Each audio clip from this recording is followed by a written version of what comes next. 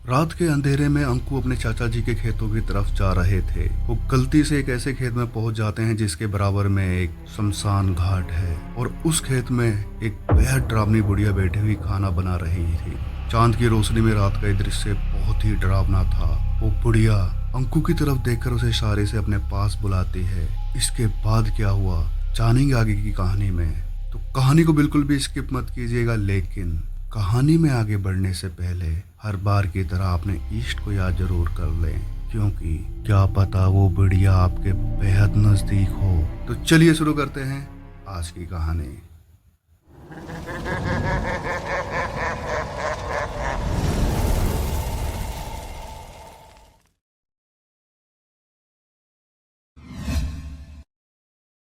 नमस्ते जी, welcome to my YouTube channel demon soul fitness and vlogs और मैं हूँ डीमन। कहते हैं रात के वीरानों में पैरानॉर्मल एंटिटी अपने पूरे वजूद में होती है और अपने होने का एहसास वहाँ से गुजरने वाले इंसानों को ज़रूर करा देती है और एक ऐसा हेलुसिनेशन क्रिएट करती है कि इंसान उसमें फंस कर रह जाता है और कुछ ही खुश नसीब लोग उससे बचकर वापस आ पाते हैं। क्या आप लोगों का एनकाउंटर हुआ है ऐसी रहस्यमय क्रिएचर से? एक ऐसा ही एनकाउंटर हुआ था अंकु का, जब वो अपने चाचा जी के यहाँ जलंधर पंजाब के एक गांव मोतीपुर गए थे। एक्चुअली अंकुर के फादर काफ़ी टाइम पहले जलंधर से सूरत शिफ्ट हो गए थे और उन्होंने सूरत में काफ़ी अच्छा खासा गारमेंट का बिजनेस सेटअप कर लिया था। अंकु उनकी फैमिली पिछले कई सालों से सूरत में रह रहे थे। अंकु जो कि शुरू से ही सूरत में पले बड़े थे, वो गांव के माहौल से एकदम अनजान थे। ये बात आज से लगभग 12 साल पहले की है। उस time Anku 12th pass out हुए थे और उनकी उम्र लगभग 17 साल की थी। अंकु की फैमिली काफ़ी टाइम बाद अपने मूल गांव मोतीपुर एक फंक्शन में जा रही थी। अंकु अपने गांव जाने के लिए बहुत ज़्यादा खुश थे। एक्चुअली वो पंजाब के गांव के कल्चर को देखना चाहते थे। गांव के खेत वगैरह और आसपास की हरियाली देखने के लिए अंकु बहुत ज़्यादा उतावले थे। अंकु और उनकी पूरी फैमिली उनके चाचा जी के यहाँ शाम करीब 5 बजे पहुँच गए थे। अंकु के दादा दादी और चाचा की फैमिली एक साथ ही रहते थे। सब लोग इतने टाइम बाद एक दूसरे से मिलकर काफ़ी ज़्यादा खुश थे। नेक्स्ट डे अंकु और उनके चाचा का लड़का, जो कि लगभग अंकु की ही एज का था, गांव में आसपास की जगह एक्सप्लोर करने के लिए निकल जाते हैं। ये लोग आसपास कई जगह घूमते हैं, लेकिन अंकु को अपने चाचा जी के खेत देखने थे और वो अपने चाचा के लड़के को काफ़ी इंसिस्ट करता है कि खेत जाने के लिए। तो उनके चाचा का लड़का बोलता है कि हम शाम को खेत में घूमने के लिए जाएंगे। एक्चुअली अंकु के चाचा जी के गाँव में खेतों की काफ़ी ज़्यादा ज़मीन थी और उनके ये खेत गांव से एकदम बाहर थोड़ी दूरी पर थे। अंकु और उनके चाचा का लड़का वापस घर आ जाते हैं क्योंकि अब घर में फंक्शन था तो सभी लोग काफी ज्यादा बिजी थे और अब शाम भी होने लग गई थी। अंकु अपने चाचा के लड़के को खेत पर चलने के लिए कहता है, लेकिन उनके चाचा का लड़का काफी ज्यादा बिजी था, इसलिए वो बोलता है कि हम लोग कल खेत देखने के लिए जाएंगे क्योंकि आज घर में काफी ज्यादा काम है। लेकिन अंकु का मन खेत में जाने के लिए काफी ज्यादा था, तो वो घर में बिना किसी को कुछ बताए चुपचाप बाहर निकल जाते हैं। सुबह उनके चाचा के लड़के ने गांव से खेत जाने का रास्ता अंकु को दिखा दिया था। अंकु उसी रास्ते से खेतों की तरफ निकल गए। अब धीरे धीरे अंधेरा होना भी शुरू हो गया था। रास्ते में गिने चुने लोग ही दिख रहे थे। अंकु आसपास खेतों को देखते हुए जा रहे थे और वो गाँव की हरियाली देखकर काफी ज्यादा खुश थे। इधर अंधेरा भी गहरा होता जा रहा था। गलती से अंकु अपने चाचा जी के खेतों से भी आगे निकल गए। एक्चुअली वो भूल गए थे कि उनके चाचा जी के खेत कौन से हैं। वो आगे जाकर एक खेत के पास पहुंचे। उस खेत के बराबर में एक शमशान घाट था और उस खेत में एक छोटी सी झोपड़ी बनी हुई थी। इस तरह की झोपड़ी किसान लोग अपने खेतों में इसलिए बनाते हैं कि रात को पहरेदारी और आराम कर सके।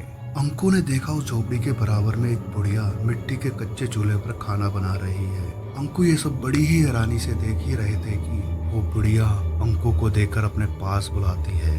अंकु भी बिना कुछ सोचे समझे उस बुढ़िया की तरफ चल देते हैं। जब अंकु वहाँ पहुँचते हैं तो देखते हैं कि वो बुढ़िया काफी एजिड है और पता नहीं वो बुढ़िया क्या बना रही थी, जो देखने में बहुत ही अजीब लग रहा था। वो बुढ़िया अंकु से पूछती है कि लगता है तुम यहाँ नए आए हो। अंकु कहते हैं मैं यहाँ अपने चाचा जी के घर आया हूँ। वो बुढ़िया अंकु से कहती है खाना खाओगे? अंकु मना करते हुए कहते हैं कि नहीं अम्मा जी, मैं चाचा जी के घर ही खाना खाऊंगा। इस पर वो बुढ़िया कहती है कि थोड़ा खाना तो खाना ही पड़ेगा।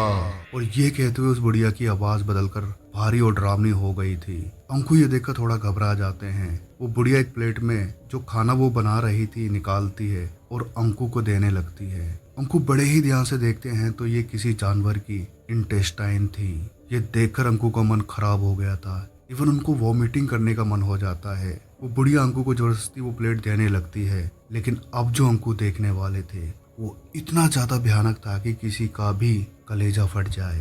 अंकु देखते हैं कि वो बुढ़िया अंकु को बहुत ही क्रीपी स्माइल के साथ देख रही थी और उसका चेहरा बदलकर बहुत ज्यादा भयानक हो गया था। अंकु ये देखकर वहां से भागना शुरू कर देते हैं, लेकिन काफी देर बाद भी अंकु वहां से बाहर नहीं निकल पा रहे थे। उनको ऐसा लग रहा था जैसे कि वो एक ही जगह भागे जा रहे हों।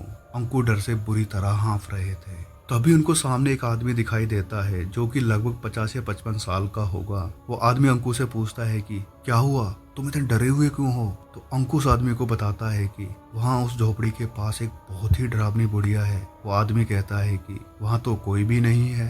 अंकु पीछे मुड़कर देखते हैं तो सच में वहाँ कोई भी नहीं था। अंकु ये सब देखकर बहुत ज्यादा हैरान थे कि अभी थोड़ी ही देर पहले वहाँ एक बुढ़िया थी और अब अचानक कहाँ गायब हो गई। लेकिन अब जो अंकु के साथ होने वाला है उसकी कल्पना तो खुद अंकु ने भी नहीं की थी। अंकु वापस पलटकर उस आदमी की तरफ देखते हैं तो वो आदमी अंकु को देखकर हंस रहा था और अंकु की नजरों के सामने ही उस आदमी का चेहरा बदलने लगा। वो किसी भयानक शैतान की तरह दिखने लग गया था और उस आदमी ने अंकु का हाथ कसकर पकड़ लिया। अंकु चीख मारते हुए अपना हाथ छुड़ाने की कोशिश करने लगे, लेकिन उस आदमी ने अंकु का हाथ काफी कसकर पकड़े हुआ था। अंकु इस भयानक मंजर से काफी ज्यादा डरे और घबराए हुए थे।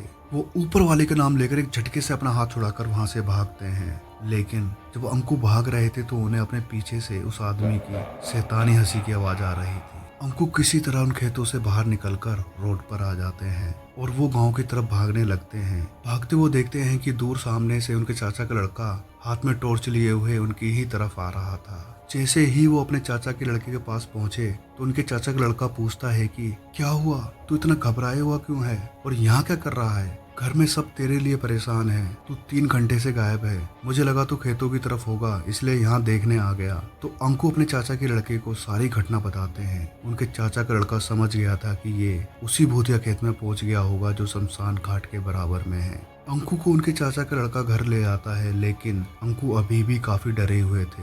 उनकी तबीयत भी खराब हो गई थी और उन्हें काफी तेज बुखार आ गया था। तब अंकु के चाचा का लड़का घर वालों को सारी बात बता देता है। अब घर में फंक्शन भी था तो घर वाले अंकु को ज्यादा कुछ नहीं बोलते हैं, लेकिन अंकु की तबीयत लगातार खराब हो रही थी। इवन वो घर के फंक्शन को भी ठीक से अटेंड नहीं कर पाए थे। इसके बाद अंकु को एक मंदिर ले जाया गया जहां उनके हाथ में पंडित जी ने एक धागा बांधा। अंकु कहते हैं कि उसके बाद उनकी तबीयत धीरे धीरे ठीक हो गई, लेकिन उनके जिस हाथ में उस आदमी ने कसकर पकड़ा था उस हाथ में कई दिनों तक के लिए निशान बन गया था। लेकिन एक सवाल का जवाब जो कि अंकु आज भी ढूंढ रहे हैं वो ये है कि अंकु उस दिन उस खेत से बाहर क्यों नहीं निकल पा रहे थे। क्या आप लोगों के पास का जवाब है तो मुझे कमेंट सेक्शन में जरूर बताएं। और आज की ये कहानी आपको कैसी लगी वो भी मुझे कमेंट सेक्शन में जरूर बताएं। अगर आपको ये कहानी अच्छी लगी है तो वीडियो को लाइक शेयर कमेंट जरूर कर दें और अपने फैमिली एंड फ्रेंड्स के साथ जरूर शेयर करें और हमारे चैनल को सब्सक्राइब करके हमें सपोर्ट करें। अगर आप लोगों के पास भी ऐसी कोई स्टोरी है तो आप हमें शेयर कर सकते हैं। मैं पूरी कोशिश करूंगा कि आपकी कहानी को अपनी आवाज में नरेट करूं। तो बने रहिए हमारे साथ, क्योंकि मैं ऐसी सच्ची डरावनी और रोमांचक कहानी आपके लिए लाता रहूंगा। मिलते हैं नेक्स्ट कहानी में, तब तक के लिए अपना ध्यान रखें। धन्यवाद।